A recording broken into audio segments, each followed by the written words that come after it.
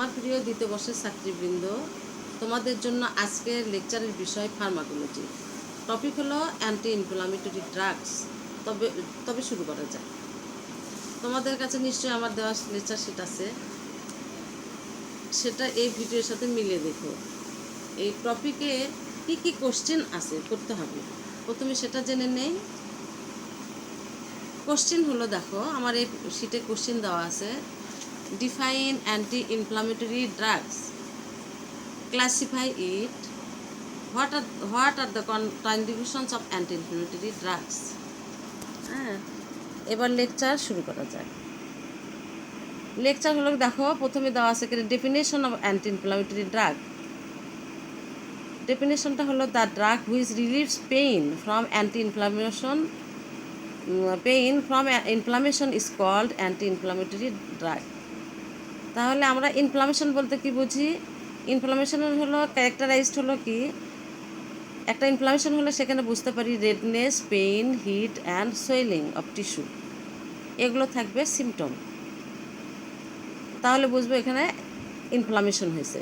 এই ইনফ্লামেশনের জন্য anti inflammatory drug কী দিতে হবে সেগুলো দেখো। Classifications of anti inflammatory drug, এখানে দেখো দেওয়া আছে এ নাম্বার, নন সিলেক্টিভ অ্যান্টি ইনফ্লামেটরি ড্রাগ। সেটার আবার সাব নাম্বার দেখো, স্ট্রংলি অ্যান্টি ইনফ্লামেটরি ড্রাগ, যেটার যে ড্রাগগুলো কি অ্যাসিটাইল সিলিসাইলিক অ্যাসিড, যাকে বলা হয় অ্যাসপিরিন। তোমরা অ্যাসপিরিন নামটা অবশ্যই শুনেছ। ডাইক্লোফেন, কিটোরোলাক, অ্যাসিক্লোফেনাক, এগুলো তোমাদের সাথে পরিচিত আছে। হাসপাতালে তোমরা এগুলো রুগীর সাথে দিয়ে থাকো, তাই না? আচ্ছা, তারপরটা হলো moderate anti drugs, ibuprofen, ketoprofen, naproxen. আবার লো অ্যান্টি ইনফ্লামেটরি ড্রাগস হলো যেটা হলো অ্যাসিটামিনোফেন, যেটা হলো প্যারাসিটামল নামে পরিচিত। এটার নাম হলো অ্যাসিটামিনোফেন। তারপরে selective anti inflammatory drug, celecoxib, rofecoxib, parecoxib, etoricoxib, এগুলো তোমরা সুন্দর করে মনে রাখবা।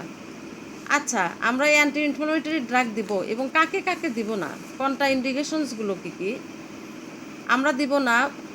ব্রনকিয়াল অ্যাজমা পেশেন্টকে দিব না, peptic ulcer disease, pregnancy, lactating mother, any renal disease, thalassaemia, diabetes mellitus, thyrotoxicosis, dengue fever, viral fever, chicken pox, measles etcetera.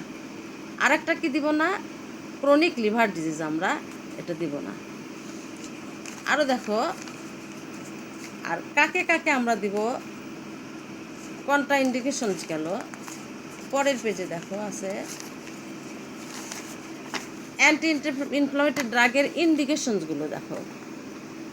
কাকে দিব আমরা? Myocardial infarction, unstable angina, coronary artery thrombosis, rheumatic fever, rheumatoid arthritis, osteoarthritis, other acute musculoskeletal pain, post operative pain. Post operative বোঝো তো, অপারেশনের পরে যে পরবর্তীতে যে ব্যথার জন্য দেওয়া হয়। ট্রমা, আরটিআই, আর ডিসমেনোরিয়া। ডিসমেনোরিয়া সম্বন্ধে জানো? ডিসমেনোরিয়াটা কি? পেইনফুল মিনিস্ট্রেশনটা হলো ডিসমেনোরিয়া। এগুলোতে আমরা অ্যান্টি ইনফ্লামেটরি ড্রাগ দিব। এবং অ্যান্টি ইনফ্লামেটরি ড্রাগস দেওয়ার পরে কি কি অ্যাডভার্স ইফেক্ট হবে, অর্থাৎ সাইড ইফেক্টগুলো কী কী হবে সেটা দেখো। আচ্ছা, অ্যান্টি ইনফ্লামেটরি ড্রাগস যাকে বলা হয় NSAID, এর অ্যাব্রিভিয়েশনটা তোমরা জেনে রাখবা, non steroidal anti inflammatory drugs. মানে স্টেরয়েড নয়, এটা নন স্টেরয়েডাল। আচ্ছা, কাকে অ্যাডভার্স ইফেক্টগুলো কী কী হবে দেখো। GIT adverse effects, peptic ulcer, duodenal ulcer, abdominal pain, nausea, vomiting. কেন হবে? যদি এমটি স্টমাকে খাওয়া হয়, অনেকেই না খেয়ে ওষুধগুলো খেয়ে ফেলে, তখন এগুলো সমস্যা দেখা দিতে পারে। এবং রিনাল মানে কি? যেগুলো তোমার রিনাল বুঝো তো, মানে ইউরিনারি সিস্টেমের যেগুলো ডিজিজ, যেমন নেফ্রাইটিস, ক্রনিক রিনাল ফেলর।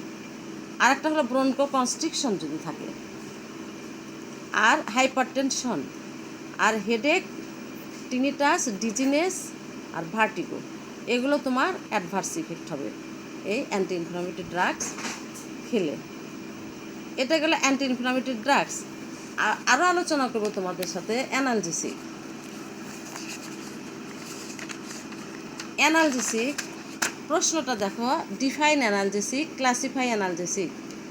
অ্যানালজেসিকটা কি? Definition of analgesic drug: the drug which release pain is called analgesic drug. The pain may be somatic or visceral pain. Visceral, আচ্ছা, সোমাটিক পেইন আর visceral pain বলতে কি বুঝো? Somatic pain যেগুলো তোমার headache, pain of the muscle and joint, এটা হলো somatic pain. আর visceral pain kidney, urinary bladder, stomach, spleen etcetera, এগুলো হলো visceral pain. Classifications of analgesic ড্রাগগুলো কী কী? আমরা দুইটা ভাগে ভাগ করি। আরেকটা আছে আদার ড্রাগ, সেটা পরে বলবো। মেইনলি দুইটা, অপিওয়েড অর নার্কোটিক অ্যানালজেসিক্স, আর হলো non opioid or non narcotic analgesics. Opioid অ্যানালজেসিক্সগুলো কী কী? মরফিন আর পেথিডিন। আর non opioid or non narcotic analgesic aspirin, diclofenac, ketorolac, naproxen, ibuprofen, paracetamol. Other drugs যেগুলো আমরা সচরাচর ইউজ হয় না, কিন্তু আমরা দেখি যে কার্বামাজিপাইন আর একটা লোকাল অ্যানাস্থেটিক্স, আর cyclic anti depressant. Local anaesthesia সম্বন্ধে আমরা তো জানি, কোথাও যদি একটা ছোট্ট অপারেশন করা হয়, ওখানে লোকাল অ্যানাস্থেসিয়া দিয়ে সেখানে অপারেশন করা হয়, কেননা পেইনলেস করে দিয়ে, যাতে ব্যথা রুগী না পায়। এই জন্য এটাও একটা অ্যানালজেসিক, লোকাল অ্যানাস্থেটিক্স। আমরা আর পরের পৃষ্ঠায় দেখব, দেখো অপিওয়েড অ্যান্ড নন অপিওয়েড ড্রাগসের মধ্যে পার্থক্য। অপিওয়েড বলতে বললাম narcotic and non narcotic. Opioid হলো নার্কোটিক, যেগুলো ভিসারাল পেইন ইউজ করা হয়, কোথায়? ভিসারাল পেইনে ব্যবহার করা হয়। আর সিএনএস ডিপ্রেশন, মানে ডিপ্রেসিভ সিএনএস, মানে সেন্ট্রাল নার্ভাস সিস্টেমটা ডিপ্রেশন হয়ে যায়, তখন কি হবে? ঘুম ঘুম হবে, রুগী ঘুম ঘুম অনুভব করবে। যেমন প্যাথিডিন, মরফিন দিলে কি হয়? পেইন কমে যাবে এবং সেই রুগীর ঘুম ঘুম হবে। তারপরে অ্যান্টি ইনফ্লামেটরি অ্যাকশন, সেটা অ্যান্টি ইনফ্লামেটরি অ্যাকশন তেমন একটা থাকবে না, অ্যাবসেন্ট থাকবে। অ্যান্টিপাইরেটিক অ্যাকশন যেটা, সেটাও অ্যাবসেন্ট থাকবে। আর নন অপিওয়েড যেটা হলো সোমাটিক পেইন, যেটা বললাম আমরা, headache, muscle and joint pain, আমরা পড়লাম একটু আগেই, এটা হলো নন অপিওয়েড। আরেকটা কি? সিএনএস ডিপ্রেশন, এটা তো হবে না, ডনসো তেমন একটা ডিপ্রেশন হবে না। অ্যান্টি ইনফ্লামেটরি অ্যাকশনটা কি থাকবে? প্রেজেন্ট থাকবে। আর অ্যান্টিপাইরেটিক অ্যাকশনটা প্রেজেন্ট থাকবে। Analgesic of adverse effect of analgesics, এটারও অ্যাডভার্স ইফেক্ট আছে। যে কোনো ওষুধ আমরা খাই না কেন, সেটাতে তার অ্যাডভার্স ইফেক্ট থাকবেই। অ্যাডভার্স ইফেক্ট হলো nausea, epigastric distress, vomiting, peptic ulcer, gastritis আর কমন। ইন লার্জ ডোজেস যদি বিশাল আকারে যদি এটা খাওয়া হয়, তাহলে কী হবে? It produces effect of the eight cranial nerve like dizziness, tinnitus, deafness and vomiting, এগুলো হয়ে যেতে পারে। অ্যালার্জিক রিয়াকশন হতে পারে। অ্যালার্জিক রিয়াকশনস আর rare, may be manifested as rashes, দেখা যাবে যে শরীরের মধ্যে র্যাশ হচ্ছে, এটা অ্যালার্জিক রিয়াকশনে। Nephrotoxicity can occur when high doses of NSAID are used over a long period। যদি অনেক দিন যাবতে এই অ্যানালজেসিক কেউ খায়, তাহলে তোমার নেপ্রোটক্সিসিটি হয়ে যেতে পারে। নেপ্রোটক্সিসিটি মানে তোমার কিডনি ডিজিজ হয়ে যেতে পারে, কিডনি ড্যামেজ হয়ে যেতে পারে। আর একটা হেপাটোটক্সিসিটি, সেটাও তোমার লং টার্ম ইউজ করলে হেপাটোটক্সিসিটি হতে পারে, অর্থাৎ লিভার ডিজিজ হয়ে যেতে পারে। এটা হলো তোমার অ্যানালজেসিক্সের অ্যাডভার্স ইফেক্ট। তাহলে আজকে আমরা তোমাদের এই টপিক, নিশ্চয়ই দুইটা টপিক সম্বন্ধে বুঝতে পারলা। এই দুইটা টপিকের যদি কোনো সমস্যা থাকে, তাহলে অবশ্যই আমার সঙ্গে যোগাযোগ করবে। হ্যাঁ, আজ তাহলে এ পর্যন্তই। সবাই ভালো থেকো, নিরাপদে থেকো। আল্লাহ হাফেজ।